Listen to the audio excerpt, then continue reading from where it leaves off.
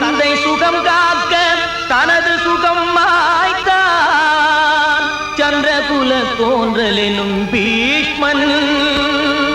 சந்திரகுல தோன்றலெனும் பீஷ்மன்.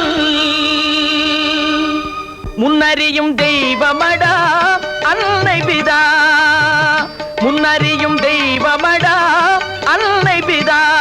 அவர் மொழிந்ததெல்லாம் நமக்கு வேதமடா வேதமடா. தன் பொருளும் தன் சுகமும் தனது பிள்ளை. தன் பொருளும் தன் சுகமும் தனது பிள்ளை என்றே அன்பு கொண்ட அவர் கீடு ஏதுமில்லே.